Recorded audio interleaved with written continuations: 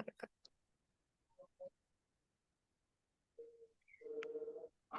Oke, kita mulai aja. Aku share screen dulu.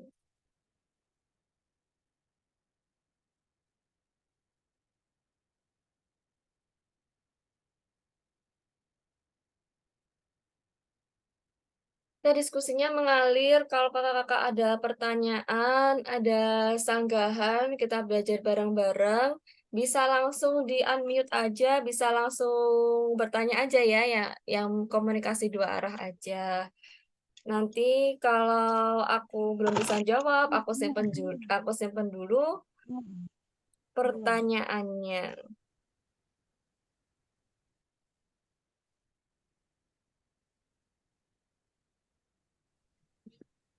Ya,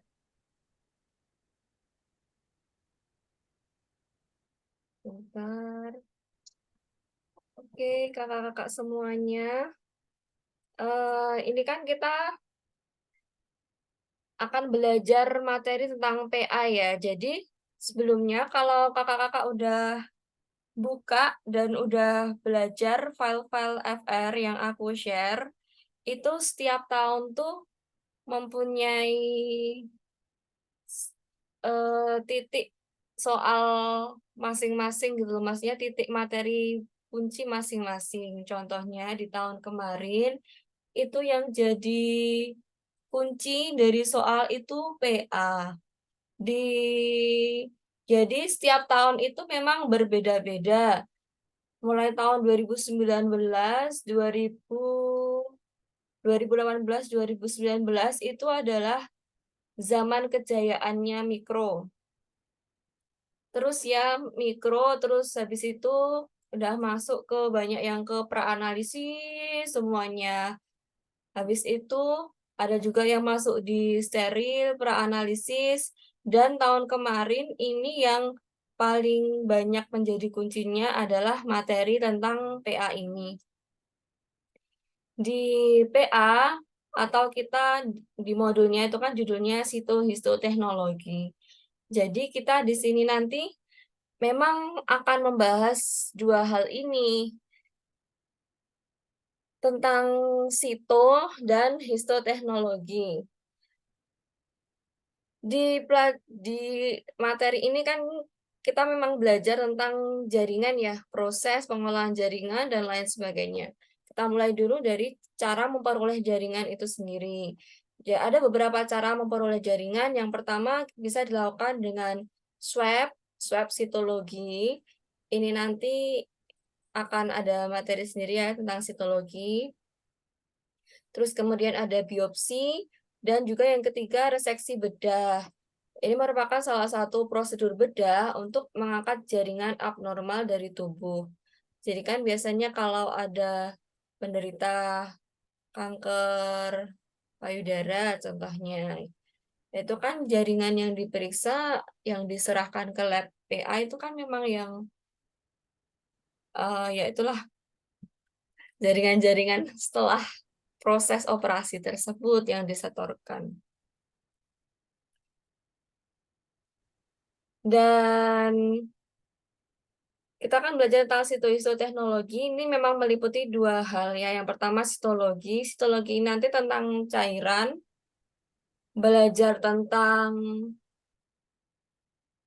cara memperoleh sediaan sitologi, kemudian juga fiksasinya, pengecatannya, ya sedikit banyak itu memang sudah seperti halnya tryout yang kakak-kakak kerjakan kemarin. Kemudian kita juga poin pentingnya di sini di histoteknik ini. Histoteknik ini kan merupakan metode atau cara untuk membuat sediaan histologi dari spesimen tertentu, dan ini tuh melalui suatu rangkaian proses sehingga menjadi sajian atau preparat yang siap untuk diamati atau dianalisis. Karena histoteknik ini tuh prosesnya panjang ya dan menjadi satu kesatuan gitu. Jadi kita flashback lagi tentang materi ini, kalau kakak semuanya udah menguasai kurang materi ini, udah ingat, oh yang ini, jadi menjawab soal-soal yang kemarin itu kan juga lebih mudah. Langsung dalam proses histoteknik ya, pembuatan jaringan sampai kesediaan dari jaringan yang tadi yang diperoleh hasil dari reseksi, kemudian biopsi, sampai dia menjadi slide yang udah diwarnai dan siap untuk dianalisis itu melalui banyak rangkaian. Yang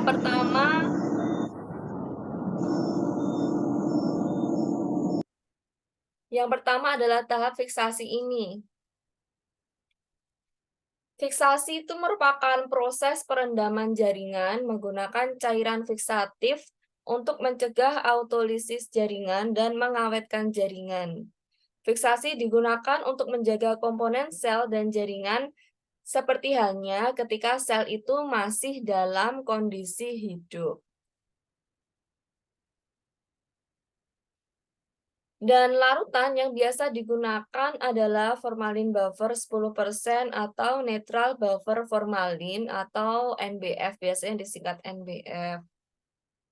Banyak larutan fiksasi yang lain tuh bukan hanya ini ya, tapi memang yang sering digunakan adalah larutan formalin buffer 10%. Kurang lebih gambarannya seperti ini setelah dilakukan potong gross ya, yang dari organ besar menjadi, langsung aja kita ngomongin organ jaringan yang udah diiris setebal kurang lebih 5 mm, kemudian dimasukkan ke dalam larutan fiksatif. Dengan fiksasi ini, struktur jaringan tuh tidak berubah. Ya, seperti yang sudah tadi disampaikan ya, fiksasi ini untuk menjaga komponen sel dan jaringan sebagaimana sel itu masih dalam kondisi hidup. Jadi kan memang pengawet gitulah gampangannya. Contoh cairan fiksatif adalah formalin ya yang sering digunakan. Setelah fiksasi itu ada beberapa yang langsung masuk ke step processing jaringan. Tetapi karena ini kita teoritis, kita ngikut aja di modulnya BPSDM itu, yang situ histoteknik itu. Ada yang teman-teman kakak semua juga harus ketahui aja tentang dekalsifikasi. Kita flashback lagi. Ya, dekalsifikasi adalah proses menghilangkan mineral dari tulang atau jaringan yang mengandung garam kalsium lain. Ini khususnya diperuntukkan untuk jaringan-jaringan yang yang agak keras gitu ya. Kemudian prinsip dekalsifikasi didasarkan pada penghilangan kation kalsium melalui mekanisme anion. Makanya banyak yang nge-skip tahap dekalsifikasi karena tidak diperlukan. Tapi pada jaringan-jaringan tertentu yang diperlukan. Jadi ini ya yang harus tahu aja gitu kan, karena banyak juga soalnya tentang dekalsifikasi. Langsung ke larutan dekalsifikasi. Jadi larutan dekalsifikasi ini tuh ada step-stepnya. Yang pertama menggunakan larutan asam kuat dulu, seperti HCl 10%, asam nitrat 5%, Parenyis, von Ebners, kemudian masuk ke larutan asam organik lemah, biasanya digunakan asam format, kemudian setelah itu larutan chelating atau EDTA. Setelah melalui fiksasi, memang ada yang langsung ke tahap processing jaringan ini. Ya, teman-teman yang kerja di PA, kalau aku ada salah, langsung di ini aja ya. Karena memang banyak referensi seperti biasa. Ini semua referensi yang di sini beragam, tapi aku lebih memang cenderung menggunakan di panduan resminya Kemenkes ya, seperti yang di modul. Untuk tahap processing jaringan ini tuh udah ada alat otomatisnya, alat otomatis untuk memproses jaringan gitu. Jadi setelah difiksasi langsung dimasukkan ke alat ini aja, terus udah langsung bisa melakukan lagi penanaman jaringan. Tetapi kita kan juga selain ini, jadi di PA itu memang banyak soal-soal yang sering keluar itu aja ya. Yang pertama,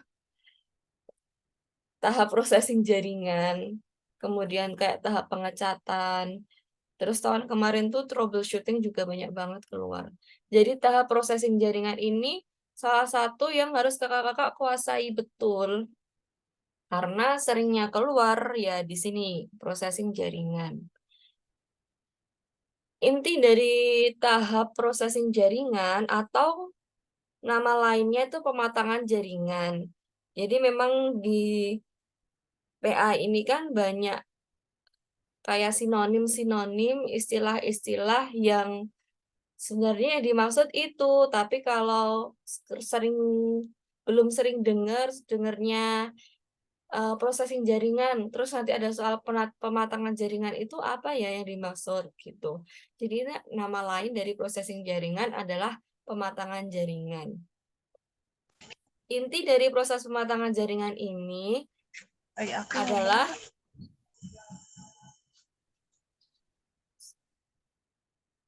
proses di mana mengeluarkan seluruh cairan, seluruh air, lemak, dan cairan fiksatif dari jaringan dan menggantinya dengan suatu filtrat yang mengeras atau parafin. Kan sebelumnya kita sudah melalui proses fiksasi. Nah, setelah proses fiksasi, memang banyak lah yang langsung masuk ke proses pematangan jaringan ini. Intinya, proses ini tuh memang di daratan fiksatif tadi kan dikasih ini ya, cairan formalin. Nah, menghilangkan cairan-cairan semuanya cairan fiksatif, air, lemak, dan sebagainya untuk menggantinya menjadi suatu filtrat yang mengeras atau parafin. Inti dari proses pematangan jaringan atau processing jaringan itu adalah seperti itu. Kalau menggunakan alat otomatis ya udah langsung jadi ya, tinggal dimasukin aja, terus diproses satu malam gitu, nanti besoknya udah jadi. Tapi kalau ini kan masih manual. Karena tahap-tahap di processing jaringan ini, nanti kalau ditanyakan biar teman-teman bisa. Apa aja sih yang pertama itu adalah tahap dehidrasi. Jadi tahap dehidrasi ini mengeluarkan seluruh air dan cairan fiksatif dari dalam jaringan. Bagaimana caranya? Nah, jaringan yang sudah difiksasi tadi dimasukkan ke dalam etanol dengan konsentrasi yang bertingkat. Air di dalam jaringan perlu dihilangkan karena jaringan akan dibenamkan dalam parafin.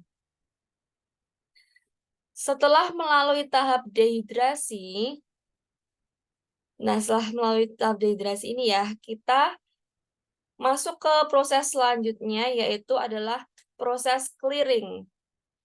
Proses clearing atau proses pembeningan itu sama aja juga. Itu sinonim ya, pembeningan, clearing, penjernihan, yaitu kurang lebih sama lah sinonim semuanya. Kalau di sini ada proses clearing dalam toluen. Untuk reagen yang digunakan dalam clearing itu ada beberapa ya, salah satunya toluen dan juga silol. Jadi teman-teman jangan bingung di proses pembeningan reagen apa yang dipakai gitu. Ada pilihannya toluen, berarti jawab toluen. Kalau nggak ada pilihannya toluen, ada pilihannya silol. Silol digunakan dalam proses apa gitu. Nah, ini maksudnya proses clearing.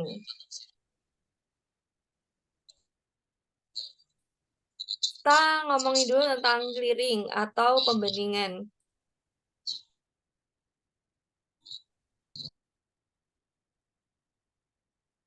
Clearing atau pembeningan itu merupakan proses mengeluarkan cairan dehidrasi dan menggantinya dengan suatu larutan yang dapat berikatan dengan media infiltrasi. Jadi kan setelah kita melalui tahap sebelumnya nih, tahap dehidrasi. Tahap dehidrasi tadi kita menggunakan etanol dengan konsentrasi yang berbeda-beda ya, yang bertingkat gitu. Setelah menggunakan etanol konsentrasi bertingkat, kita masuk ke tahap selanjutnya yaitu clearing atau pembeningan. Proses ini untuk membuang semua etanol-etanol tersebut. Karena akan setelah proses ini akan melalui proses lain untuk dapat berikatan dengan parafin. Sampai tahap ini dulu putus-putus, Kak. Masih putus-putus nggak kakak-kakak sampai tahap ini dulu? Bingung nggak? Aku selesaiin processing jaringan dulu ya. Ini kita tahapnya santai aja, step by step gitu. Untuk PA nggak satu Zoom lah harus selesai, nggak masalah. Putus-putus padahal aku, oh alah, sebentar saya. Kakak sayang, mohon maaf.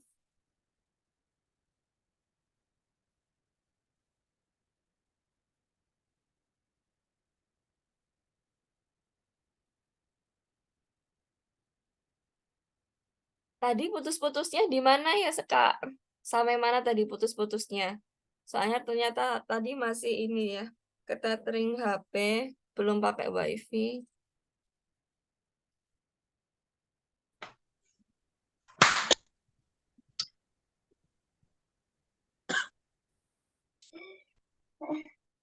Aku selesaiin dulu sampai processing jaringan ya. Jadi untuk tahap ya udah paham ya sampai sini teman-teman. Ini aku selesaiin dulu sampai infiltrasi, nanti kita back lagi kalau ada yang ditanyakan. Untuk reagennya bisa menggunakan silol atau toluen. Setelah tahap pembeningan, tadi setelah dehidrasi, dikasih etanol bertingkat, kemudian pembeningan, etanolnya dihilangkan dengan silol atau toluen, kita masuk nih ke tahap selanjutnya, tahap terakhir dari processing jaringan, yaitu tahap impregnasi atau infiltrasi.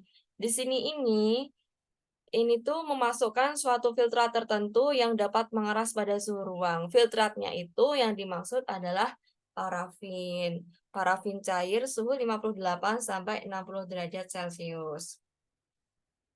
Setelah sampai di tahap impregnasi atau infiltrasi ini, nih, kita kan keluar dari tahap processing jaringan. Kemudian masuk ke tahap selanjutnya, yaitu embedding. Sebelum aku ngomongin istilah embedding ya, untuk istilah embedding ini sendiri, ini tuh ada beberapa referensi. Referensi yang menyamakan embedding itu sama dengan impregnasi atau infiltrasi, dan juga banyak referensi yang embedding itu adalah penanaman jaringan. Kalau kita menganut yang di situ histoteknik, modul dari BPSDM itu ini aja ya, jadi embedding atau penanaman jaringan. Sebenarnya beda tipis ya, sama-sama. Impregnasi ini tuh juga memasukkan filtrat parafin, tapi ini masih di dalam tahap processing jaringan. Kalau embedding ini penanaman jaringan juga juga reagen yang digunakan juga tetap parafin. Intinya itu.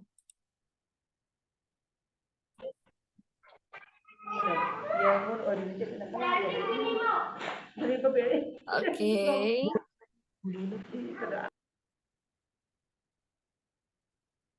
Aku selesaiin sampai embedding. Embedding atau penanaman jaringan. Jadi penanaman jaringan ini ada penanaman jaringan ke base mold dan pembuatan blok parafin agar memudahkan proses pemotongan. Jaringan perlu ditanam ke blok parafin supaya dapat disimpan dalam waktu lama dan dapat diiris tipis. Saat menanam dalam parafin, orientasi jaringan perlu disesuaikan sehingga saat diiris didapatkan irisan dengan arah yang diharapkan. Ini beberapa stepnya. Yang pertama, masukkan parafin cair ke dalam base mold dengan volume minimal setengah dari base mold tersebut. Tempatkan jaringan dengan posisi bekas pisau potong makros atau cross menggunakan pinset yang memiliki suhu berkisar 56-60 derajat Celcius. Kemudian tahan jaringan dengan pinset dan dinginkan alas base mold hingga terlihat warna putih di atas base mold. Tutup dengan kaset yang dipanaskan terlebih dahulu dengan suhu kurang lebih 60 derajat Celcius.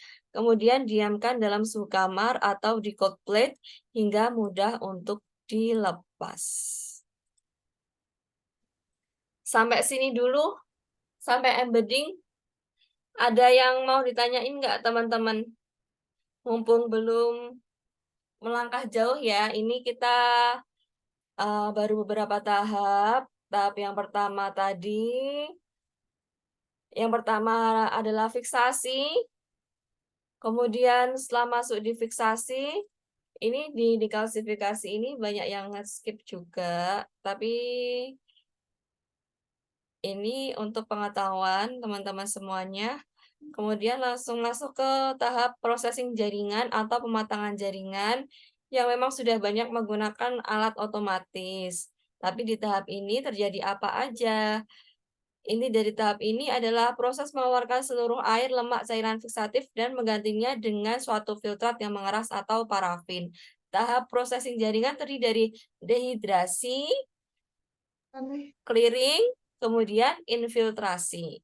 Dehidrasi seperti ini mengeluarkan seluruh air dan cairan fiksatif dengan alkohol yang bertingkat.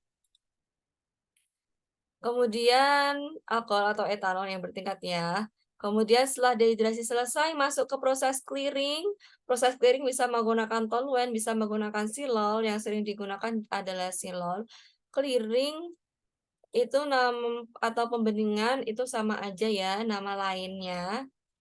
Mengeluarkan cairan dehidrasi tadi, cairan alkohol dan menggantinya dengan larutan yang dimana larutan itu dapat berikatan dengan parafin, yaitu silol atau toluen. Kemudian tahap selanjutnya yaitu impregnasi atau infiltrasi, di mana di tahap ini tuh memasukkan suatu filtrat tertentu yang dapat mengeras pada suhu ruang. Filtratnya adalah parafin. Terus kemudian masuk ke tahap penanaman jaringan. Gitu. Alurnya seperti itu. Sampai di sini udah jelas belum? Belum nggak teman-teman semuanya? Atau masih bingung? Terus mati air, no. Gimana? Masih bingung nggak atau udah ada gambaran?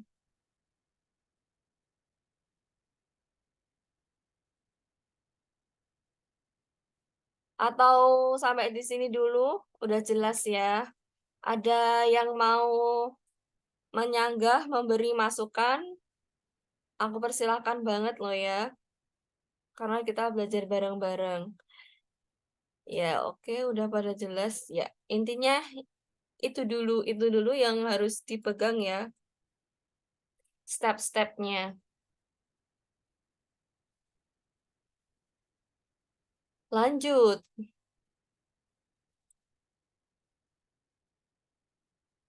Embedding udah selesai.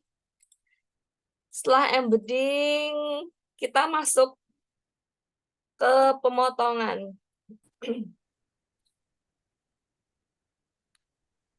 Terus ada beberapa referensi juga yang ada blocking ya. Blocking itu sebenarnya proses pembuatan blok. Jadi Intinya sih sebenarnya sama aja. Kalau yang di referensi yang di satunya yang embedding itu sama dengan infiltrasi, berarti penanaman pembuatan jaringan ini blocking sendiri. Kalau yang embedding itu sama dengan penanaman jaringan, seperti referensinya kita yang kita acu, kita ngacu ini aja deh, embedding sama namanya penanaman jaringan seperti ini. Ya intinya sama ya, embedding menanamkan jaringan ke dalam parafin hingga membentuk blok seperti ini, yang dimana blok ini tuh agar mudah untuk proses selanjutnya, yaitu proses pemotongan. Pemotongan atau sectioning. Jadi jaringan dalam blok parafin diiris tipis dengan mikrotom. Untuk ketebalannya ini satu referensi dan referensi lain juga beda ya. Ini cuma pengetahuan aja ya teman-teman semuanya. Jadi ini satu referensi mengatakan ketebalannya sekitar 3-50 mikrometer. Jaringan perlu diiris tipis supaya bisa dilalui cahaya. Tapi ini yang mulai ada dua pemotongan ini, potong kasar dan potong halus ini dari BPSDM, Situ Teknologi yang menjadi acuan. Untuk proses pemotongan atau sectioning ini, ada di soal kemarin itu yang bahasanya tuh bukan pemotongan atau sectioning, tapi trimming. Intinya sama-sama dipotong ya, cuma kalau yang di PPSDM ini, memang untuk pemotongan itu kan dibagi menjadi dua, yaitu yang pertama potong kasar atau sectioning, potong kasar atau trimming, kemudian potong halus atau sectioning. Intinya pemotongan itu sama aja semuanya, pemotongan, sectioning, trimming. Pokoknya kurang lebih kalau ada soal proses trimming yang dilakukan itu kan soal kemarin ada juga yaitu dari FR tahun kemarin juga. Lah itu sama aja intinya semuanya pemotongan gitulah. Untuk potong kasar atau trimming merupakan proses awal pemotongan blok jaringan yang bertujuan untuk membuang kelebihan parafin yang menutupi jaringan. Ketebalan pita jaringan yaitu 15-30 mikrometer. Kemudian potong halus bertujuan untuk menghasilkan pita jaringan. Blok jaringan yang akan dipotong halus didinginkan terlebih dahulu pada cool plate suhu minus 20 derajat Celcius. Ketebalan pita ialah 3-4 mikrometer. Di bagian pemotongan ini tahun kemarin banyak yang keluar masalah troubleshooting, seperti halnya di tryout kemarin ya, yang pemotongannya robek, apa yang harus dilakukan? Harus dikit, ambilin minyak wangi. Nggak apa-apa, sorry ya Mbak. Ambilin minyak wangi, bentar.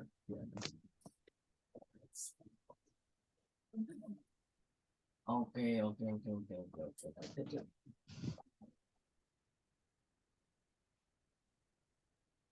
Oke, lanjut ya. Untuk troubleshootingnya di rangkuman pembahasan tryout udah aku sampaikan ya Kak. Di situ udah aku screenshot beberapa. Terus kita langsung lanjut dulu. Setelah proses pemotongan itu selesai, proses selanjutnya itu adalah floating atau penempatan pita jaringan pada air hangat. Dan proses ini tuh bertujuan untuk membantu mengurangi lipatan pada pita jaringan. Biasanya menggunakan water bath suhu 50 derajat Celcius. Setelah itu, setelah dipotong halus, kemudian dimasukkan ke dalam water bath, terus kan ditempelkan ya pada kaca objek agar jaringan tersebut nempel di kaca objek. Itu tahapnya, nama lainnya adalah affixing. Nah, setelah affixing selesai, Jaringannya itu kan berwarna transparan ya, tidak bersifat transparan dan tidak berwarna, yang nggak ada warnanya. Nah, untuk dapat diamati dengan jelas, maka perlu diwarnai. Sebelum diwarnai, parafin dihilangkan dengan silen, rehidrasi karena zat warna larut air. Nah, ini masuk ke tahap pewarnaan juga. Pewarnaan yang paling sering digunakan adalah HE atau hematoksilin eosin yang merupakan zat pewarna rutin. Oke.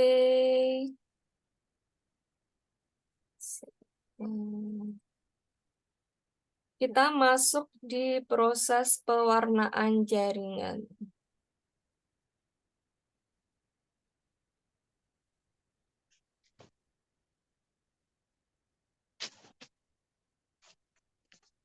Sampai sini dulu, ada yang ditanyakan nggak? Kakak-kakak semuanya? Enggak bingung kan? Ini kita flashback dulu ya.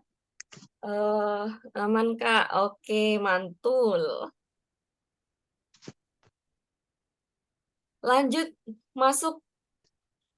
Ini kan sudah jadi preparat transparan nih, dari tahap panjang, dari awal proses fiksasi sampai ditempelin ke objek, kita udah jadi preparat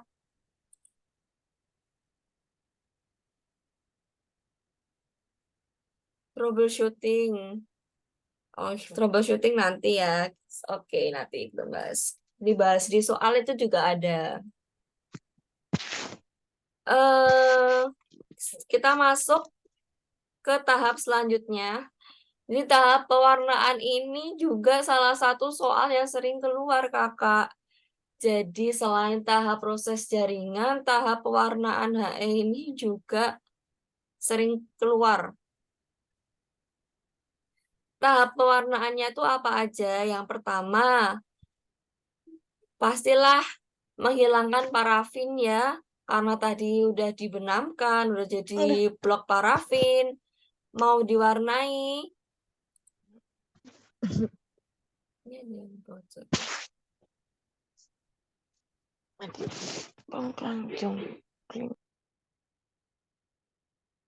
Tahap pertama yaitu deparafinisasi, menghilangkan parafin, ini juga menggunakan silol. Untuk lama waktu pewarnaannya, ini sekali lagi referensinya beda-beda. Tapi ini ngacu yang pasti aja ya, yang dari BPSDM. Tahap pertama, deparafinisasi, menghilangkan parafin, menggunakan silol. Pertama, ya kurang lebih waktunya seginilah. Ini juga belum menjadi patokan karena banyak referensi yang lain ya tentang lama waktu ini. Ini intinya tahapannya diparafinasi dengan silol. Kemudian setelah itu rehidrasi, memasukkan air menggunakan alkohol dengan penurunan konsentrasi. Sebelumnya ada dehidrasi. Dehidrasi di tahap pematangan jaringan. Kalau rehidrasi, kebalikannya itu ada di tahap pewarnaan HE. Kan biasanya soal itu ada pilihan A, dehidrasi, B, rehidrasi, seperti itu ya. Dehidrasi tadi ada ya di tahap proses pematangan jaringan di awal-awal. Kemudian kalau Maaf Kak, rehidrasinya, slide-nya nggak gimana Kak? jalan. Layarnya hitam. Slide-nya nggak jalan. Slide-nya Nggak nggak jalan jalan. Kak. Oh, nggak jalan ya. Sebentar. Oh iya, udah. Sekarang udah Kak. Sudah Kak. Oh ya, aku pakai Word. Oh ya, maaf ya, tadi masih di pause.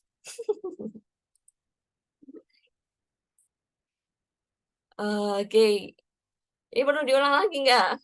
Tahap pewarnaan HE. Intinya tahap yang pertama itu adalah menghilangkan parafin. Atau nama lainnya deparafinisasi menggunakan silol. Kemudian tahap kedua, rehidrasi. Memasukkan air. Kalau yang dehidrasi tadi menghilangkan air, yang ada di tahap proses pematangan jaringan menghilangkan air menggunakan alkohol dengan bertingkat ya, dari 70%, kemudian naik gitu. Nah, ini di tahap pewarnaan HE ini kebalikannya, yaitu tahap rehidrasi, di mana malah tahapan memasukkan air, dan ini tahapan yang konsentrasi alkoholnya itu menurun. Jadi dari konsentrasi paling tinggi sampai yang paling rendah. 70% seperti itu.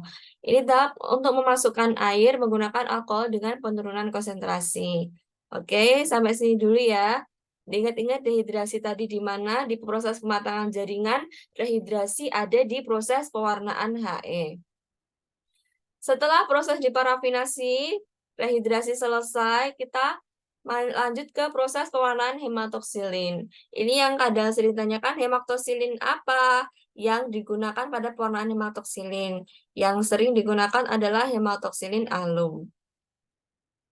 Setelah dipakai hematoksilin alum, dicuci sampai berwarna biru, kemudian masuk di proses dekolorisasi atau proses diferensiasi. Jadi di PA itu memang istilah-istilah sinonimnya itu banyak banget ya Kakak. Jadi nanti jangan bingung, tadi sinonim-sinonim yang udah aku sampaikan kurang lebihnya seperti itu. Jadi ini adalah proses diferensiasi, proses dekolorisasi pada sitoplasma, yaitu menggunakan asam alkohol. Ya, ini sama ya kayak kemudian lanjut dicuci lagi. Setelah dicuci lagi, masuk ke tahap bluing atau proses memperjelas warna biru pada inti sel, diikuti dengan pencucian air mengalir. Nah, ini prosesnya untuk memperkuat warna biru itu menggunakan litium karbonat 3 celup aja. Setelah itu yang terakhir adalah eosin. Eosin 1% dalam waktu 10 menit. 3-5 menit. Setelah eosin selesai nih, kita masuk ke tahap dehidrasi lagi. Dehidrasi lagi. Menghilangkan air menggunakan alkohol dengan kenaikan konsentrasi. Alkohol 70%, 95% sampai etanol absolut. Terus masuk tahap selanjutnya yaitu clearing menggunakan silol, dan kemudian setelah itu proses mounting, proses menutup jaringan di antara cover gelas dengan objek gelas dengan entelan. Ya, agak ruwet ya.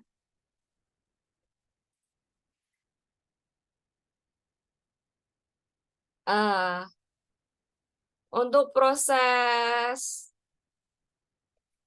silol ini digunakan tadi tahap clearing, pokoknya yang jernih-jernih menghilangkan parafin menggunakan silol. Kemudian tahap clearing ini penjernihan juga menggunakan silol. Ini sama ya di tahapan ini kayak tahap processing jaringan tadi, ini juga tahap dehidrasi, terus kemudian clearing. Tapi di tahap pertama yang di HE ini rehidrasi dulu ya teman-teman, rehidrasi. Terus nanti selanjutnya kalau udah diwarnai sampai eosin, baru masuk dehidrasi, kemudian clearing. Setelah itu selesai deh proses pewarnaannya. Setelah itu diamati di bawah mikroskop dengan hasil pewarnaan, nukleusnya berwarna biru atau hitam, sitoplasmanya berwarna nuansa pink. Serat otot berwarna pink lebih gelap, sel darah merah berwarna orange merah, fibrin berwarna pink gelap. Struktur dan substansi selain nukleus mungkin akan terwarnai oleh hematoksilin seperti hifa jamur dan endapan kalsium yang seringkali berwarna hitam atau biru. Selesai sampai sini dulu. selesai kita mendapat sebuah preparat. Sampai sini ada yang mau didiskusikan nggak teman-teman semuanya? Dari tahap pertama tadi sampai tahap sekarang. Ada yang mau didiskusikan dulu? Pusing. Udah, Mas. Pusing. Ini apa aku menjelaskannya kurang jelas? Ini untuk histo ya Kak, apa juga sito? Sito nanti, sito ini belum sito belum ya.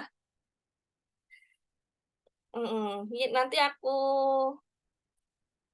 ya, nanti PDF-nya aku share Kak. Masih bingung Kak. Ini aku juga bingung ya menjelaskannya ini.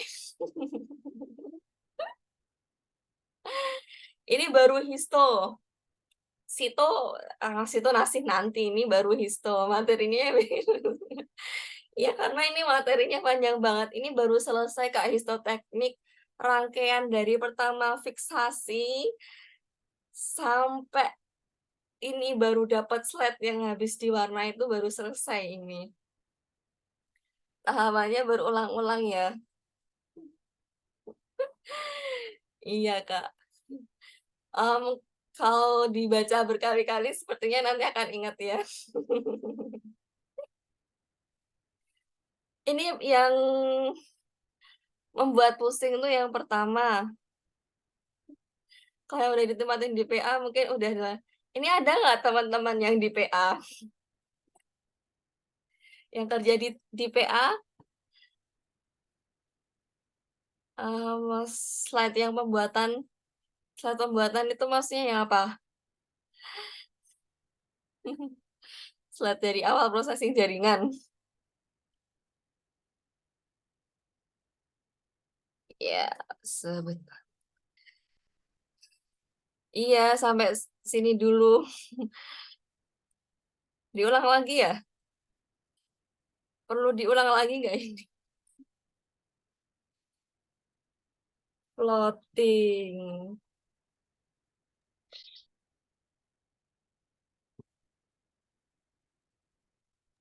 Mbak, diulang dari Dari awal mana? aja, soalnya aku ketinggalan nih.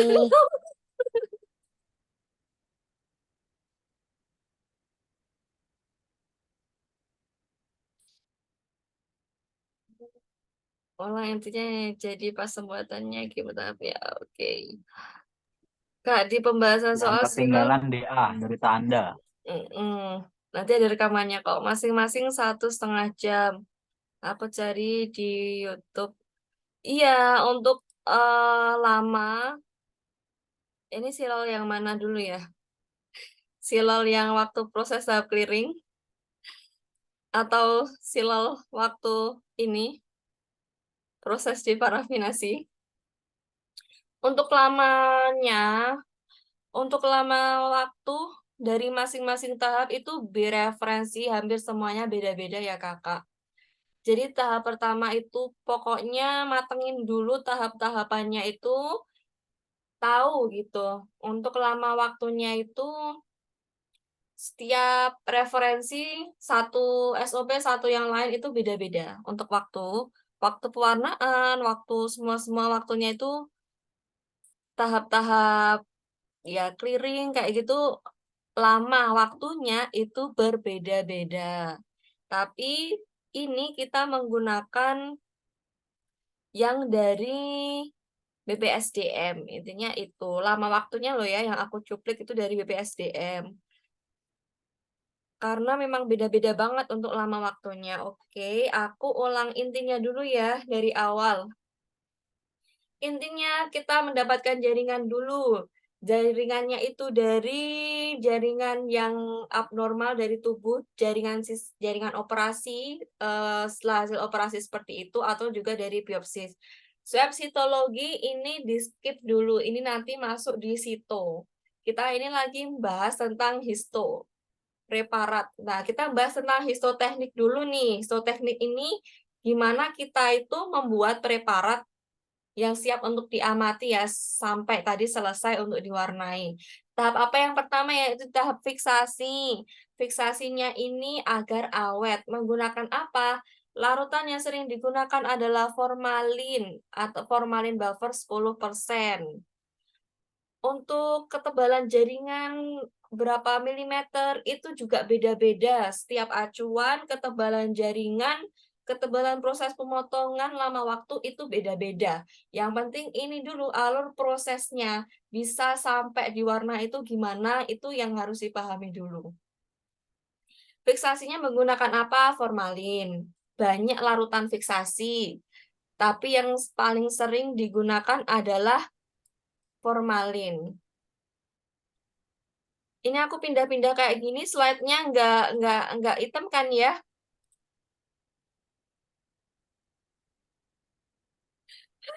Fiksa- Ya kakak, untuk fiksasi basah dan fiksasi kering itu masuk di situ. Kita belum ngomongin itu. Jadi di fiksasi ini tuh memang luas ya. Ada kalau yang kemarin di jenis-jenis fiksasi yang fiksasi basah, fiksasi kering, dan saya fiksasi berapa lama keluar dari ruang OP, Mbak? Sebentar aku ngomongin dulu tentang fiksasi. Mana ya ini modulku?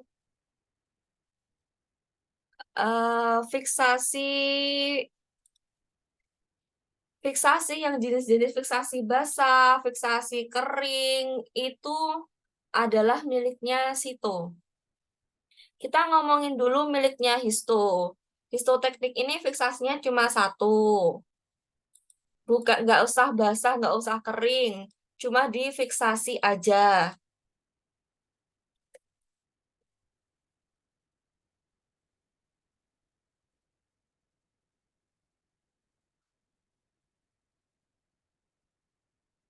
Oh ya, ini jenis-jenis lakukan fiksasi itu ada banyak ya untuk di histoteknik ya,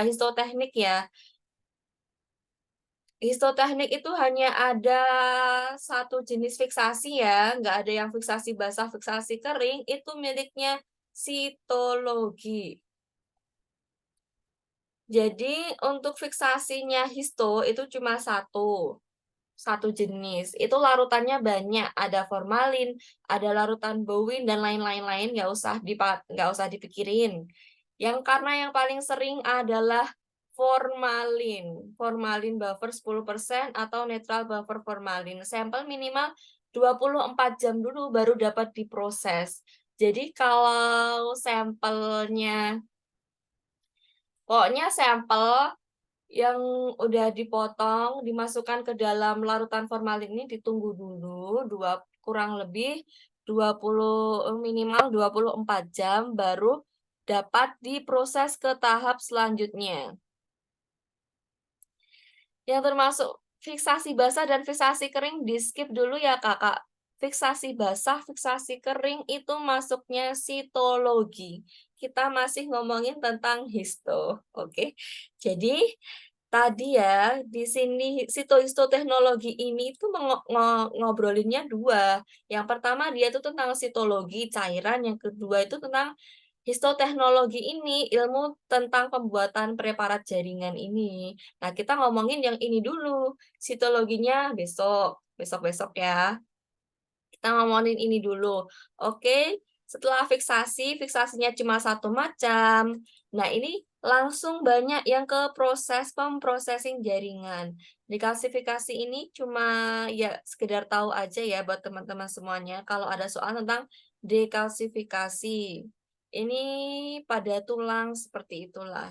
Jaringan-jaringan yang masih ada kalsiumnya. Itu untuk menghilangkan kalsium. Intinya itu. Kalau jaringannya nggak ada kalsiumnya, kayak ginjal dan lain-lain, ya setelah fiksasi langsung masuk ke proses processing jaringan atau pematangan jaringan. Nah, di processing jaringan ini ada 3 tahap. 3 tahapnya, yaitu yang pertama adalah dehidrasi. Dehidrasinya menggunakan alkohol atau etanol dengan konsentrasi bertingkat dari rendah. Kalau dehidrasi rendah ke tinggi. karena mengeluarkan seluruh air dalam cairan fiksatif sebelumnya ya, cairan formalin. Setelah dehidrasi masuk ke clearing atau pembeningan. Ini menggunakan apa? Pembeningan ini menggunakan silol atau toluen. Yang sering digunakan adalah silol, tak kasih toluen. Setelah clearing selesai, lanjut ke tahap selanjutnya, masih di tahap processing jaringan, impregnasi atau infiltrasi, yaitu masukin parafin. Intinya itu. Nah, ini tuh semua sudah terangkum dalam alat otomatis ini, alat tisu processing. Ini sudah merangkum tahap-tahap tersebut. Setelah itu kemana? Kita masuk ke tahap selanjutnya, yaitu tahap penanaman jaringan atau embedding. Intinya di tahap penanaman jaringan ini adalah memasukkan parafin. Slide-nya, Kak. Slide-nya gimana? Nggak geser? Kak, slide-nya nggak keluar, Kak. Nggak keluar? Kok nggak keluar ya? Terus ini yang tampilannya apa ini? Masih. Word. Masih materi PDF. Word. Masih larutan boy. Masuk. Ini udah keluar ya? Nanti kalau ini aku ngobrolin gitu terus nggak keluar, di ini aja ya. Mungkin kadang settingannya ini di-share di bagian apa gitu. Oke, intinya di penanaman jaringan ini masukin parafin agar jaringan tersebut mudah untuk diproses selanjutnya, yaitu dipotong. Pemotongan, sectioning, trimming itu sama aja. Bagaimana caranya mendapatkan pita parafin? Setelah dipotong, kemudian Kemana, Kak? pita tersebut oke. Masuk ke floating ya. Pita tersebut kan dimasukkan di dalam water bath. Terus kemudian ditangkap dengan objek glass. Setelah itu semua selesai, masuk ke tahap selanjutnya yaitu tahap pewarnaan.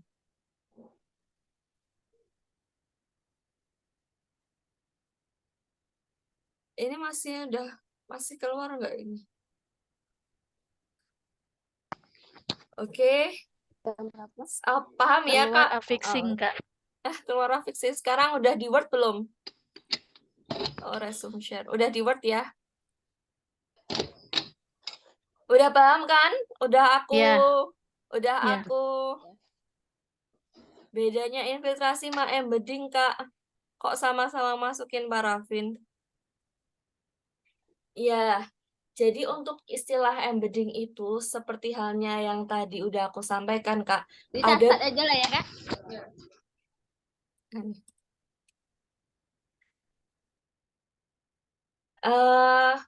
Seperti halnya yang aku sampaikan ya, untuk istilah embedding itu sendiri ada dua referensi. Yang pertama, embedding itu sama dengan infiltrasi.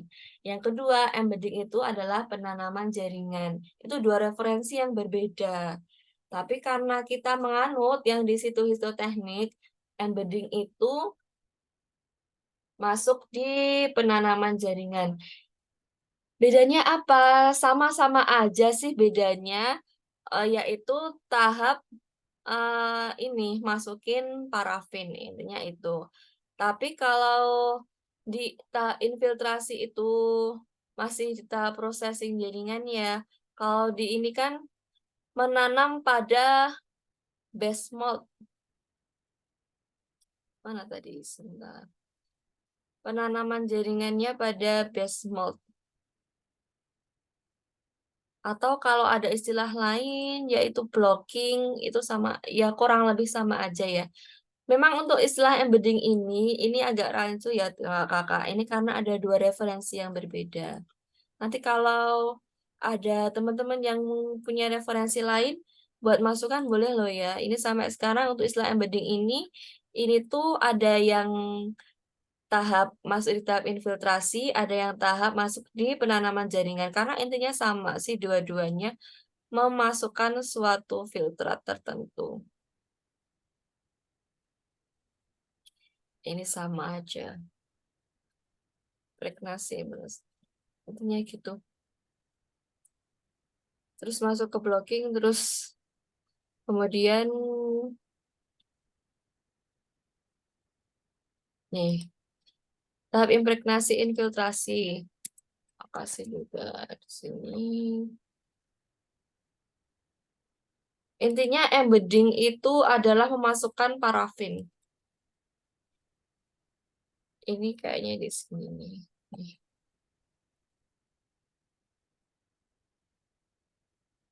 Sama ya sebenarnya sama tahapnya itu.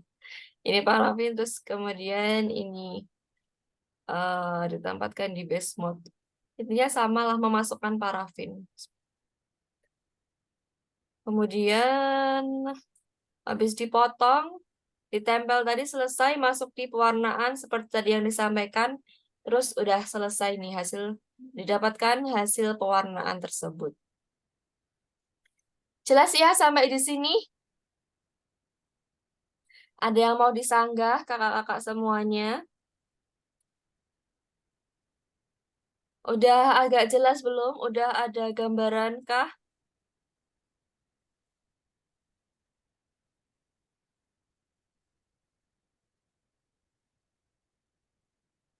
Gimana nih?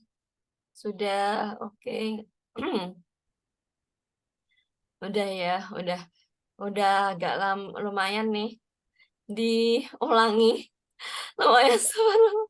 Kayaknya ini aku udah ngulangi 5 kali kalau nggak.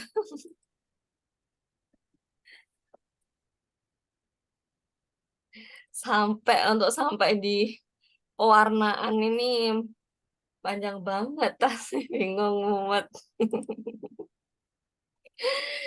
Gimana ini ya biar gak mumet ya? Kalau troubleshooting itu tambah mumet. Ya setidaknya udah ada lumayan gambaran ya. Kita masuk. Gimana Kak?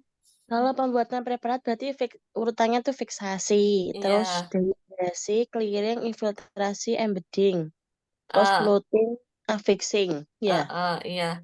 Untuk istilah embedding itu tadi ya Kak ya, itu ada yang ini, ada yang atau infiltrasi atau embedding itu juga ada. Maksudnya istilah embedding itu masih rancu. Jadi intinya sih dia memasukkan parafin gitu aja. Nanti kalau ada soal tentang embedding, intinya itu memasukkan parafin. Oke, Mbak. Makasih. Iya, terus sampai tahap semuanya ya, sampai ini baru selesai sampai pewarnaan nih. Sampai pewarnaan baru selesai nih. So, tekniknya sitologi belum sama sekali ya. Ini nanti aku screenshot yang tahap-tahap pentingnya untuk dimasukin di ini di slide PDF tadi nanti ya. Lanjut, masih bahas soal enggak?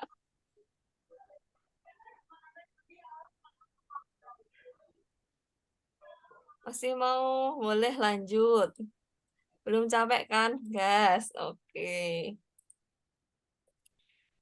Soalnya tadi belum aku sampai lagi. Nanti kalau nggak dijeda malah tambah mumet. Iya, karena PA ini loh untuk jelasin dari awal proses sampai pewarnaan ini tuh lama sendiri ya.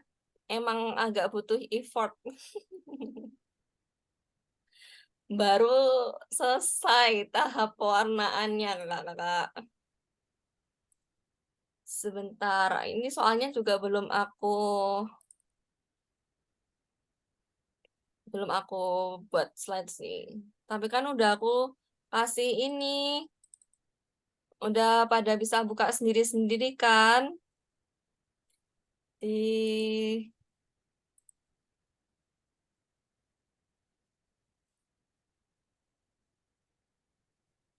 ini.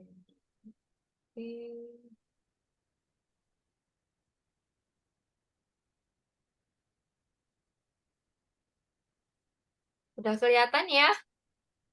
Kok tryout per analisis 1?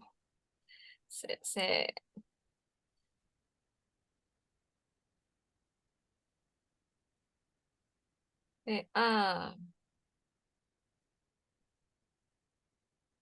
Udah pada dibuka belum nih? Soalnya yang kemarin aku kasih tuh udah ada penjelasannya. Jadi ya kalau untuk eh lama waktu ini agak diabaikan aja ya kakak-kakak. Ini karena agak beda-beda lama waktunya. Tapi ini semuanya aku ambil dari situ-situ teknik kok. Sebenarnya belum buka. Iya, katanya kemarin ini minta PDF-nya biar kalau pas ngezoom enak dibuka-buka. Cairan apakah yang digunakan untuk clearing? Udah jelas tadi, udah berkali-kali jawabannya silol. Ini cuma nge-review, nge-refresh lagi yang tadi. Tahap clearing, ya mengeluarkan cairan dehidrasi dan menggantinya dengan suatu larutan. Udah bisa dibaca sendiri kan? Udah di ini. Untuk pewarnaan HE, sitoplasma berwarna apa? Ini sering keluar. Jangan kebalik-balik ya. Untuk sitoplasmanya berwarna pink, untuk intinya berwarna biru hitam.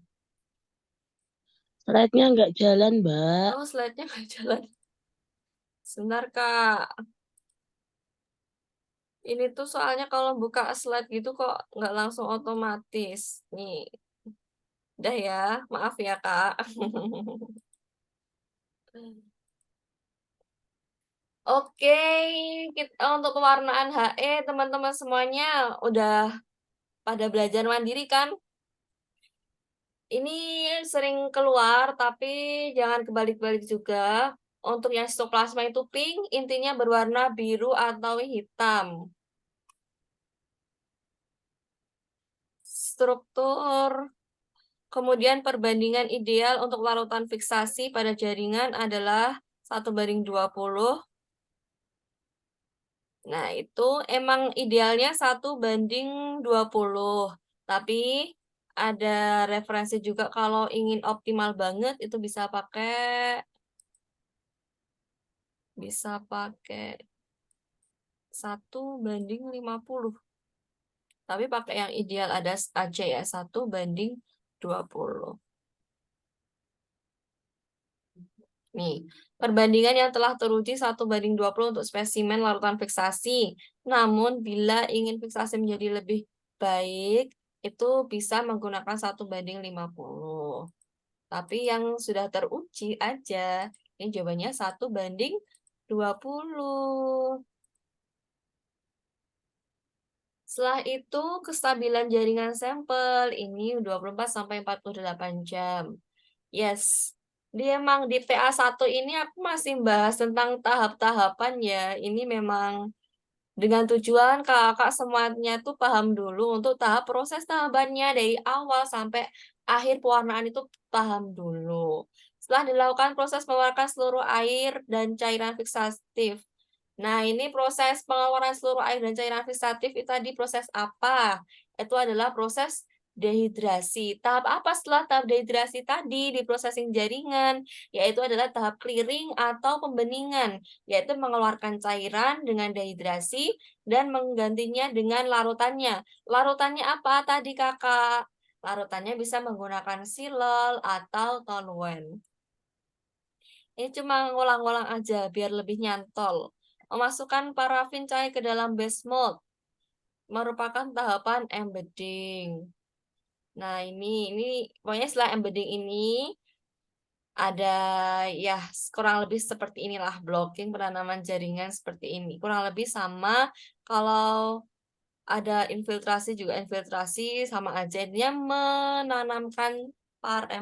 memberikan parafin cair. Diisi dengan parafin cair agar keras yang mempermudah proses pemotongan jaringan. Pada proses pemotongan tidak didapatkan pita yang bersambung. Apa yang harus dilakukan? Wah, ini kalau udah masuk di troubleshooting. Ini udah aku kasih semuanya loh, Kak. Udah aku kasih screenshotnya juga. Jadi di troubleshootingnya itu udah dibahas di TO kemarin tuh udah aku kasih ini screenshotan pembahasannya. Karena apa? Karena soal setahun sebelumnya itu ada beberapa hal yang banyak keluar selain proses-prosesnya itu banyak, troubleshooting-nya itu banyak di troubleshooting saat pemotongan jaringan, troubleshooting-nya pewarnaan, juga gambar-gambar keluar semuanya. Ya, yang kemarin ini tes keluar itu ya banyak ya kakak-kakak ya. Oke, jadi di tahap proses-prosesnya apa kakak-kakak semuanya nanti. Sebenarnya ini juga agak ribet ya. Tapi yang emang kemarin itu soalnya keluarnya kayak gini. Agak ribet gimana? Agak ribet ngapalinnya. Iya ya, banyak troubleshooting. Yang troubleshooting pewarnaan, troubleshooting dalam pemotongan juga. Jadi kayak gini nih. Proses pemotongan tidak didapatkan pita yang tersambung. Oh, pitanya nggak tersambung. Berarti ini potongan tidak tersambung. Itu dapat menyebabkan potongannya menggulung. Potongan tidak tersambung, apa yang harus dilakukan? Solusinya adalah memotong blok hingga paralel. Kalau potongannya itu menggulung disebabkan pisau yang tumpul ya harus diganti aja atau digeser pada bagian yang berbeda, pada bagian yang nggak tumpul.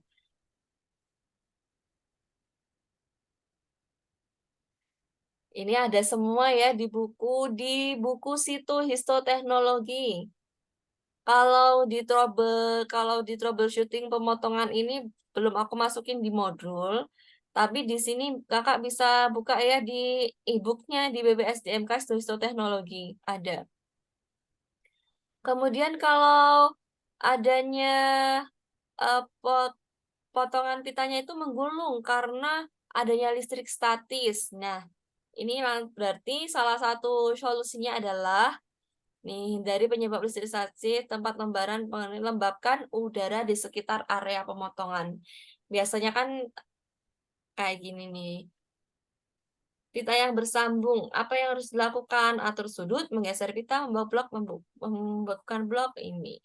Ya, seperti ini. Kalau potongannya itu tebal dan tipis, potongan tebal dan tipis itu bisa disebabkan oleh parafin yang lembek, sudut pemotongan tidak tepat, pisau atau blok longgar saat dijepit, dan juga bisa kegagalan mekanisme mikrotom. Solusinya gimana? Solusinya udah bisa dilihat sendiri di sini ya, kakak dipelajari. Kalau parafinnya lembek, ya blocking ulang pada parafin yang lebih keras, atau dinginkan blok. Kalau sudut pemotongannya nggak tepat, diatur ulang. Kalau longgar penjepitnya, diperkuat penjepitnya. Kalau kegagalan mekanisme mikrotom, ya mikrotomnya dikalibrasi ulang.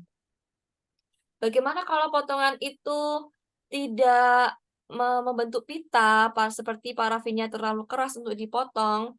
Nah, ini tanam ulang pada titik leleh parafin yang lebih rendah. Kalau robek di tengah pita gimana? Robek di tengah pita, bersihkan pisau dari sisa parafin dengan kain yang diberi sedikit silol. Ini sudah ada semuanya kakak-kakak. Udah sampai. Ini tuh cuma diulang-ulang aja, jaringan tidak terpotong. Ya, ini jaringan terpotong. Ini memang dari modulnya ini yang keulang-ulang.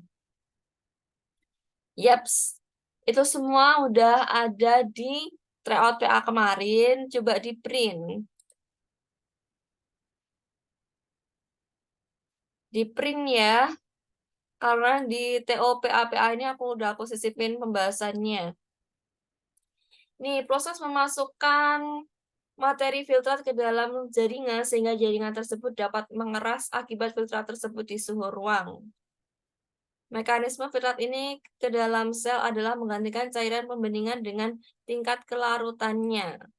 Parafin adalah filtrat yang banyak. Apa ini infiltrasi? Tadi udah dibahas. Memasukkan parafin ke dalam sel untuk menggantikan cairan pembeningannya.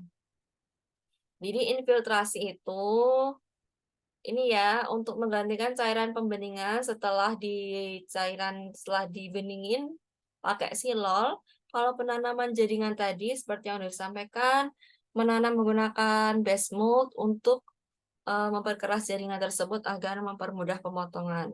Kalau infiltrasi sama penanaman jaringan memang sama-sama pakai parafin. Tapi tujuan dari infiltrasi sendiri itu sebenarnya untuk menggantikan cairan pembeningan itu. Agar lebih sesuai setelah apabila dilakukan proses penanaman jaringan. Kan kalau nggak dilakukan proses infiltrasi ini, cairan yang ada di jaringan tersebut masih cairan silol. Tiba-tiba terus dikasih ditanam seperti itu. Nah, itu kan kurang pas ya di jaringannya. Jadi harus disesuaikan juga. Jadi proses sama ya seperti yang disampaikan tadi, proses jaringan itu apa sih sebenarnya? Proses jaringan itu hanya menyiapkan bagaimana cairan jaringan tersebut bisa dimasukkan oleh parafin. Intinya itu.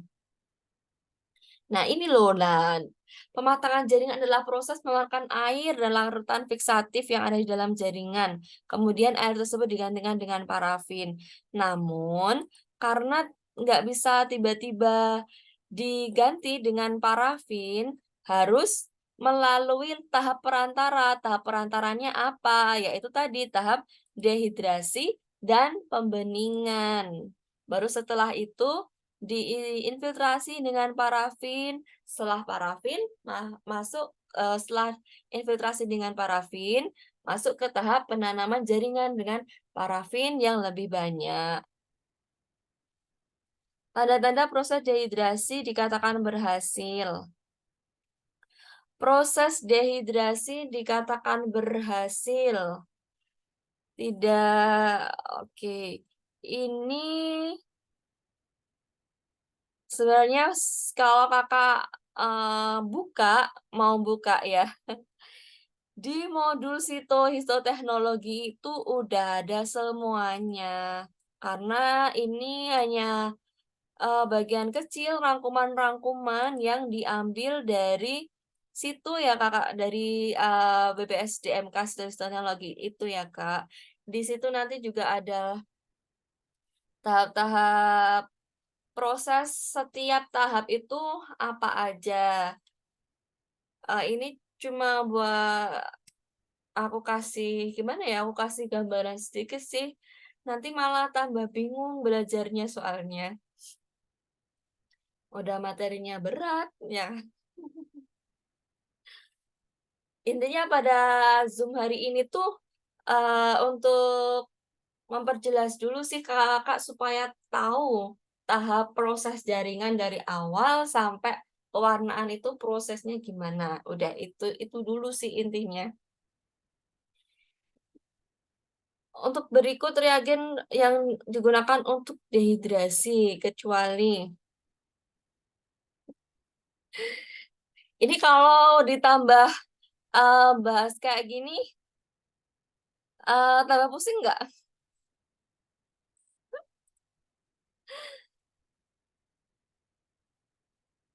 Masih mau lanjut bahas atau tambah pusing? Lanjut. Lanjut, nggak masalah ya kak? Nggak tambah pusing kan? Enak lanjut Enggak, soal, Mbak. Mbak. Sekalian langsung dijelasin, jadi kita agak nyambung gitu. Oke. Ini kan karena belum aku buat ini, belum aku buat apa namanya, preparatnya ya. Ini sambil buat aku bukain yang dehidrasi, reagen dehidrasi. Ini di modul juga ada ini.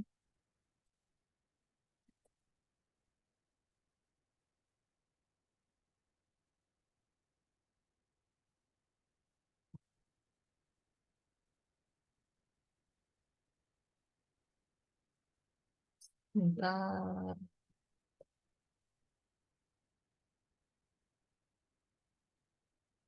Oh, adanya larutan fiksatif aja.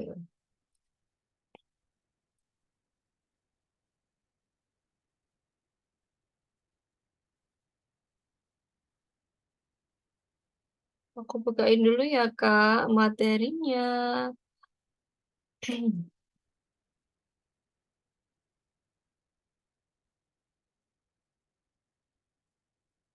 Mana sih? Kalau dicari malah ini. Oke, ini.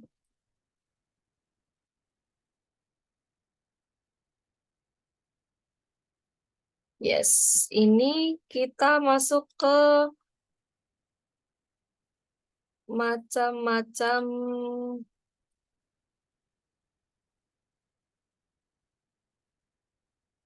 cairan dehidrasi ya.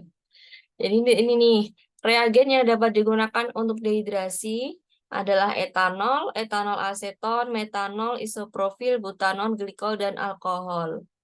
Ya, intinya itu. Ya sejenis etanol sama aja sejenis lah. Etanol, metanol, butanol, glikol gitu kan ya. Ini adalah larutan dehidrasi. Ini larutan dehidrasi, kita kan memang seringnya menggunakan etanol. Dehidrasi pertama yang sering dilakukan nih, dengan cara perendaman jaringan di dalam 70% etanol. Kemudian dilakukan ke larutan 95% dan kemudian 100%. Itu karena memang sering yang dilakukan pakai itu. Tapi ini untuk pengetahuan aja. Sebenarnya larutan dehidrasi itu bukan hanya etanol, tapi ada etanol, ada aseton juga bisa, kemudian metanol juga bisa, isopropil alkohol juga bisa, butil alkohol juga bisa, alkohol terdenaturasi juga bisa. Nah, intinya itu. Ya kurang lebih struktur masih sejenis ya, masih yang alkohol dan golongan-golongannya seperti itu. Pakai aseton bisa, tapi memang yang sering digunakan adalah etanol kakak. Dehidrasi dimulai dari berapa persen? Bisa dari 70%, kemudian ke 95% dan ke 100%. Ini kakak kayak gini sambil nyatet nggak? Pada sambil nyatet nggak ini ya? Nanti kalau nggak inget ya dibuka lagi aja ya nanti rangkuman rekamannya. Terus zoomnya ini aku share-nya masih di apa? Stop share dulu.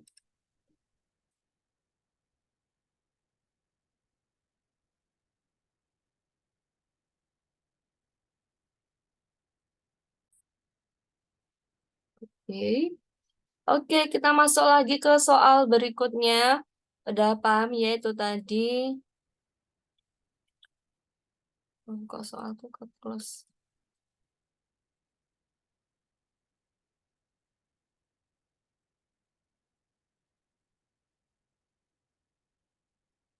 Share screen.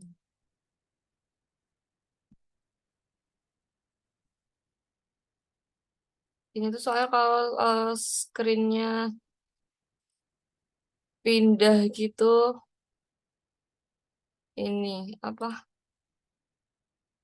Harus ngeklik ulang ya. Ternyata kalau enggak itu hitam ya.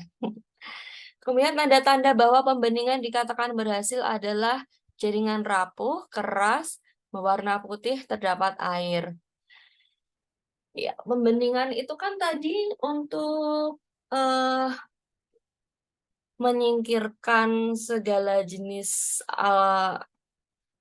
alkohol dan airnya ya. Namanya aja pembeningan. Berarti ini yang dikatakan berhasil jika jaringan bening dan tembus cahaya. Ya, mudahnya kayak gitu. Kemudian agen pembeningan diusahakan harus mempunyai resistensi yang rendah, murah dan tidak terbakar. Yang sering dipakai adalah silol.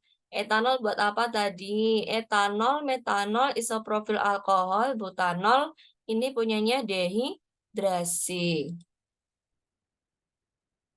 Ya, ini punyanya dehidrasi. Dehidrasi.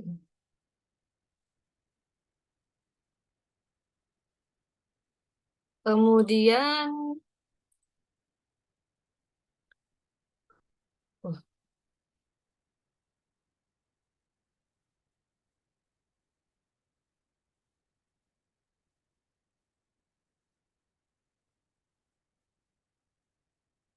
kemudian masuk ke soal selanjutnya. Proses jaringan harus dilakukan secara berurutan. Apa nih? Kan udah dari tadi ya. Bagaimana? Ya udah nggak usah dibahas lagi. Ini udah mengulang-ulang sampai ke 15 kali. Dehidrasi, pembeningan, infiltrasi. Dehidrasi menghilangkan air. Nah, reagen dehidrasi bersifat hidrofilik. Karena menghilangkan air harus menggunakan reagen yang suka air. Reagennya tadi apa? Etanol, aseton, metanol, isopropil alkohol, butil alkohol, dan alkohol terdenaturasi. Tanda proses berhasilnya dehidrasi tidak terlihat lagi aliran perpindahan larutan ketika dimasukkan ke dalam larutan dehidrasi, sehingga warna yang didapatkan dari jaringan itu berwarna abu-abu atau pucat dengan teksturnya itu yang lebih lunak. Untuk pembeningan, ini cuma nge-review lagi ya. Pembeningan ini kan tadi perantara antara dehidrasi dan infiltrasi. Nah, ini larutannya menggunakan silol, toluen, kloroform, citrus fruit oil. Ini ya, tapi yang sering digunakan silol, toluen itu. Dan jika agen dehidrasi telah digantikan semua dengan agen pembeningan, maka jaringan tersebut akan memiliki penampilan yang bening dan tembus cahaya, sehingga memudahkan parafin untuk memasuki jaringan. Dan selanjutnya adalah infiltrasi, proses masukkan materi atau filtrat ke dalam jaringan. Udah diulangi terus sampai lilin. Setelah proses infiltrasi, maka tahap proses selanjutnya adalah pemotongan. Ya enggak. Tadi gimana tahapnya? Dehidrasi. Yang tahap pertama apa? Fiksasi. Setelah fiksasi masuk ke proses jaringan. Proses jaringan apa? Dehidrasi, pembeningan atau clearing, kemudian infiltrasi. Infiltrasi, kemudian masuk ke proses penanaman jaringan ini baru dipotong. Cetakan yang biasa digunakan dalam penanaman jaringan disebut base mold. Udah ya, tadi udah aku bahas. Nah, ini tahapan penanaman jaringan kan mulai dari menuangkan cairan parafin ke base mold. Maka langkah selanjutnya adalah tadi juga udah ada ya, udah diterangin juga. Parafin cair masuk ke base mold. Kemudian posisikan jaringan. Tadi kan ada nih, diposisikan jaringan yang sesuai yang mau diamati ya. Kemudian dinginkan dasar dari base mold sehingga posisi tidak terjadi perubahan. Tutup dengan kaset jaringan, kemudian tuangkan parafin lagi nih kembali ke batas maksimal dan dinginkan dengan alas base mold dingin. Ini kalau teman-teman mau nge-review lagi bisa buka video di YouTube ya. Itu banyak juga proses jaringan dari awal tuh kayak apa. Nah, ini media transportnya. Ini sama ya, media transport, biopsi jaringan, dan juga media fiksasi. Ini sama natural buffer formalin 10%. Kalau formaldehid gimana? Karena ini belum diencerkan. Yang dipakai yang 10% aja. Kalau nomor 19 ini udah masuk di sitologi. 19 aku skip, masuk di sitologi, 20 masuk sitologi. Kemudian nih 21. Berapa pH optimum untuk larutan fiksasi? 6,8 sampai 7,2. Ini untuk pengetahuan aja. Fiksasi basah ini skip. Oh, ini udah fiksasi sitologi. Ini sudah sitologi juga, pewarnaan sitologi. Oke, untuk nah ini yang tadi lagi. Yang umum proses dikalsifikasi menggunakan asam lemah, kelistrikan, ETA yang transfer larutan asam kuat. Jadi tadi untuk diklasifikasi kan bisa menggunakan 3 larutan ya, larutan asam kuat, asam lemah, sama larutan chelating atau ETA. Tapi memang yang sering adalah menggunakan EDTA. Di sini aku bahas nggak sih menggunakan EDTA? Kenapa kok lebih sering menggunakan larutan EDTA? Ini kayaknya kemarin apa di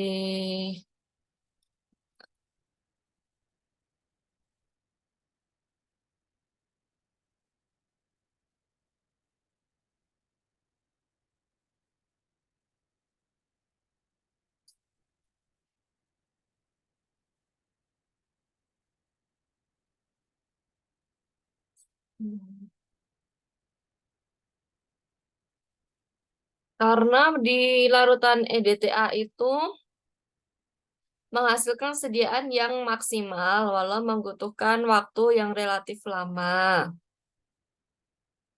Makanya tidak cocok untuk spesimen yang harus cepat jadi ya. Tapi kualitas dari morfologi yang diharapkan itu sangat baik bila menggunakan larutan EDTA ini. Seperti itu. Oke, sampai sini. Ini udah pada, ini 50 sekarang udah 38. Ini udah lama banget kayaknya. Ada pertanyaan kah sampai di histoteknik dulu? Troubleshooting untuk pemotongan udah. Troubleshooting pewarnaan ya yang belum ya. Masih mau lanjut ini? Troubleshooting pewarnaan, aku review sebentar ya kakak. Untuk yang sitologi, skip dulu. Sebenarnya itu udah ada sih di modul juga ada. Di buku ini kayaknya modul BPS itu histoteknologi e-booknya juga nggak ini ya nggak dibuka nggak mana dibuka ya apalagi e-book segitu banyaknya kayak gitu. Oh ya oke udah lanjut dulu. Masih lanjut besok ya nggak apa-apa nggak masalah sih. Ini aku nge-review sebentar terakhir tentang troubleshooting pewarnaan. Ini udah ada di modul semuanya ya kakak-kakak, bisa baca lagi. Ini untuk troubleshooting pewarnaan itu ada, karena kita menggunakan HE, itu adalah troubleshooting pewarnaan hematoksilin dan juga troubleshooting pewarnaan eosin. Kalau hiperkromatik gimana? Oh, hematoksilinnya terlalu kuat. Nah, ini harus menggunakan konsentrasi yang lebih rendah. Bisa mengecerkan 3:1 dengan etilon glikol atau persingkat waktu pewarnaan. Terus untuk diferensiasinya bisa menggunakan HCl 0,25%. Kalau hiperkromatik yang disebabkan waktu pewarnaan terlalu lama ya tinggal dikurangi aja waktu pewarnaannya. Kalau agen diferensiasinya sudah menurun kualitasnya diganti lebih sering. Ini sebenarnya udah bisa dibaca sendiri di modul. Kalau hipokromatik itu kan warna birunya malah kurang ya. Nah itu karena kualitasnya hematoksinnya udah jelek ya diganti aja. Kemudian kalau warnanya terlalu singkat ya tinggal ditambah. Kalau diferensiasi yang berlebihan, gunakan konsentrasi HCl yang lebih rendah. Apabila pemotongannya yang disebabkan pemotongan yang terlalu tipis sehingga terjadi warnanya itu kurang, hipokromatik, ya dipotong lagi dengan ukuran yang lebih tebal. Terus air mengalir yang asam, walaupun ini jarang, bisa menggunakan Aquades. Kalau penyebabnya itu ada di air mengalir karena asam atau klorin, ganti dengan Aquades. Nah, ini kalau warna salahnya, karena warna salah biru muda, bluing terlalu singkat ya, perpanjang waktu bluing. Tadi kan bluing ya, ada proses bluing juga ya. Larutan bluing yang menurun kualitasnya diganti yang lebih baik, seperti itu. Untuk warna abu-abu, yang harusnya intisalnya itu biru kehitaman gitu, jadi abu-abu. mewarnai pengotor, yaitu menggunakan hematoksilin yang tersertifikasi atau hematoksilin yang segar. Kalau warnanya udah coklat, berarti udah banyak agen yang teroksidasi. Gunakan kadar hematoksilin yang lebih rendah. Oksidasi yang terlalu berlebihan pada paparan udara yang lama, simpan dengan... Kalau salah nih, harusnya hematoksilinnya itu kan mewarnai inti sel, tapi kan mewarnai sitoplasma. Maka salah satunya adalah tingkatkan lagi diferensiasi. Tadi diferensiasinya dengan asam alkohol ya, sama asam alkohol sama yang buat BTA. Kalau eosinnya itu terlalu merah, hiper, ya ini pembilasannya dengan alkohol tidak cukup, ya tingkatkan lagi. Diferensiasi tidak memadai, gunakan konsentrasi HCl yang lebih tinggi. Hipokromatik, kualitasnya jelek, ganti. Pewarnaan terlalu singkat, tingkatkan lagi. Intinya itu. Cuma kalau warna-warna salah ini yang agak jadi catatan. Karena warna salahnya ungu muda. Sitoplasmanya itu kan harusnya berwarna pink gitu. Tapi kok jadi ungu muda, berarti sitoplasma telah mempertahankan warna hematoksilin yang sebelumnya. Jadi gunakan hematoksilin progresif atau proses pencucian dari hematoksilin dengan asam alkohol tadi kan belum tuntas. Jadi diulang lagi, tuntaskan proses diferensiasi. Pembilasan alkohol yang tidak cukup, gunakan 3 alkohol konsentrasi 95%, celupkan masing-masing 10 kali. Oke kakak, alhamdulillah selesai. Selesai Zoom-nya hari ini ya. Dari jam 7. Ya, hampir 2 jam. Oke. Malah lanjut ini. Lanjut besok ya. Besok kapan nih? Nanti kita janjian dulu. Mau besok atau kapan. Terus soalnya mau aku kasih materi imun gitu. PA itu materi yang agak berat soalnya ya, Sito juga. Jadi mau menuntaskan dulu yang ini. Oke, begitu saja kakak-kakak semuanya. Terima kasih yang hari ini sudah belajar bareng. Semoga apa yang saya sampaikan ini bermanfaat untuk kakak-kakak semuanya. Udah gitu aja. Kita ketemu lagi di pembelajaran pembahasan WA Zoom berikutnya ya. Terima kasih. Wassalamualaikum warahmatullahi wabarakatuh. Kita jumpa lagi di lain waktu kakak-kakak semuanya. Dadah. Iya, sama-sama kakak. Oke, aku stop ya. Terima kasih.